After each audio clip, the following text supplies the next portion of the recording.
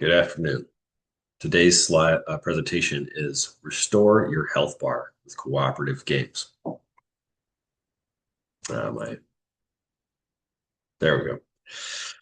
My name is Tyler Gerking. I'll be presenting today. I'm going to move things over to here so that we can actually read. Um, I did a research paper on the benefits of cooperative video games for young men. It's become a very big interest of mine on how young men can find ways to apply themselves and to find good and healthy habits. And video games are always part of that conversation. And so I actually wanted to see if video games are healthy for young men to play regularly and um, in more of a social setting. So first things first, what we all need to understand is no matter what, whether you're playing cooperative video games or solo video games have side effects when played. There is a side effect to the human health when playing video games. Um, Normally, this is thought to be negative, which I don't, which I'm a 90s baby. So growing up when video games were first coming out, or at least that's kind of what we grew up around was like too many video games. It's not good for you. And there is some truth to that, but we'll get to more of that later. Uh, Long story short, video games have health effects or have effects on the health, both socially, emotionally, and intellectually. But it depends on how you balance how you play those games and what games you're playing that dictates what kind of those health benefits are going to be. My claim is young men who play cooperative video games on an individual based regimen will have significant improvements in emotional, intellectual, and social health. So, long story short, I do believe that there is a health benefit, specifically for young men, when they play video games, and it benefits them emotionally, intellectually, and socially. Gamer noticed that the test subjects who played cooperative video games did actually see a distinguishable benefit emotionally when they played video games. But it wasn't just a specific video game, it was cooperative video games that required collaboration and kind of like whether it be online playing or if it was people playing in the same room together, but essentially playing a game together as it required team building. It required collaborative thinking. It required relying on somebody else and not just yourself. So the idea of just self-preservation isn't there. You have to work to preserve somebody else in the game in order to achieve the end goal. And he actually noticed that these benefits didn't just happen in the game. He noticed that the players were experiencing and living out these kind of healthy habits developed in the video game after they're living them out in the real world. Intellectual growth. Smyrny et al. Noticed that when people were playing video games during the COVID lockdowns, that this actually did have a significant benefit to their intellectual development. In my paper, I try to tie it more towards how puzzles like Sudoku or just doing even jigsaw puzzles it grips the brain and causes the brain to think critically and how it's going to solve that problem. I try to tie video games very similarly as how the brain is taxed when it plays and does a puzzle, that video games are also a puzzle, specifically or especially for young men to play.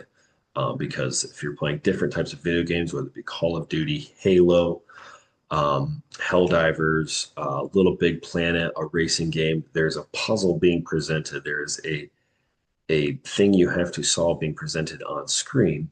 And so it engages the brain. And so when it causes the brain to think, have quick reaction time, um, have to think on the fly, adaptive thinking, not just thinking one way to solve a problem, but multiple ways to solve a problem. It taxes the brain and causes the brain to actually have to grow.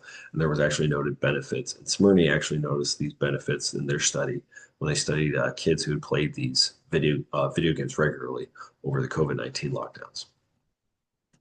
This is where I was weakest in my paper. I tried to connect video games to the social growth. I do believe there is a social growth, and it can be provable because there is a correlation to video games and how they impact the psychology of your brain as to how sports and athletics impacts the psychology of the brain.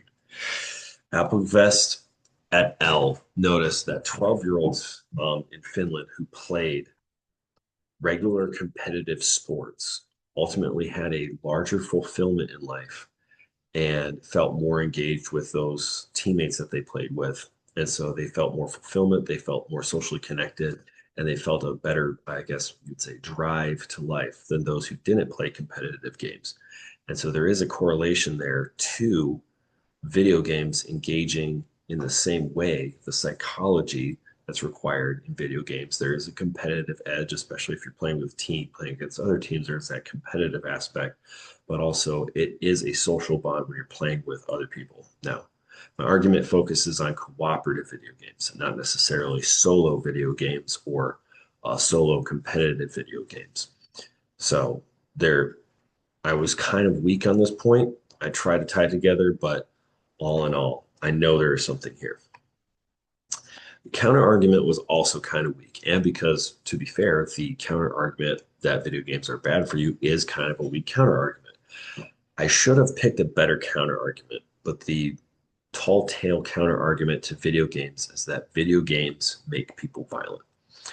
Weber did notice that there was a possible cause to this claim. Weber conducted research in 13 male individuals. Now, he admitted that this research was small, but did notice a spike in their fight or flight reflexes when they were playing certain video games and when they had to achieve certain tasks in the video games, specifically when they had to reload in the video game or if they were intense fire and at a disadvantage. He noticed a spike in adrenal reaction and fight or flight mechanisms and aggression. So he did say that there could be a possible correlation that it creates a habit in reactivity to aggressive video game play.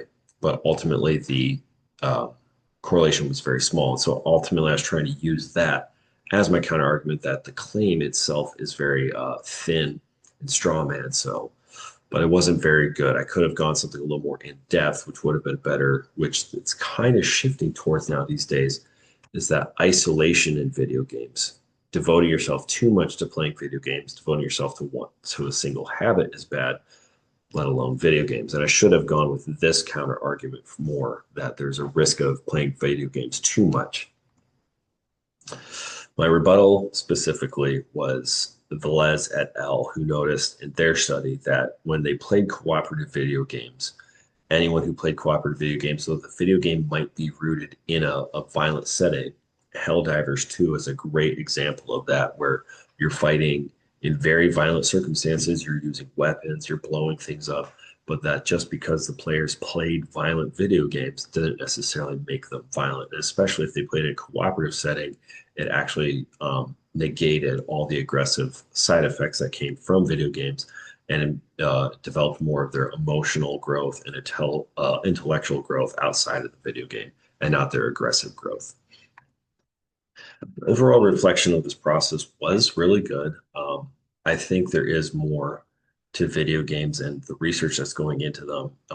I think video games are going to get better, and especially when developers are realizing that games are more fun when they're collaborative, cooperative, and you get to access more people throughout the world. I think we're going to see a giant shift in video games once again because I think this research is going to go further. There is the stigma, and I think the stigma is shifting away from video games make people aggressive to video games make people isolated. Though video games are good and possibly healthy and are healthy for young men to play online, especially if they're feeling socially disconnected, they're not a replacement. Video games will cause isolations and feelings of isolation, especially when you shut off from them because you've interacted people through an earpiece and through online and not physically engaged with anybody. So there is a risk of isolation when you play video games too much. I think I should have leaned a little bit more on that. And the other thing I wanted to find, but this was getting way too in depth for this type of paper, was the amount of time played. If there's any research on how much time is too much time, regardless of the video game, whether it's cooperative, solo, how much time is too much time? I couldn't find, but I couldn't hardly find any research on that. These are all my references that I'm using for this PowerPoint slide, but I had many more references within my final paper. But here are my references in my slide for the majority of most of my claims. And all in all, that concludes my brief. I hope you all enjoyed this. Thank you very much, and God bless.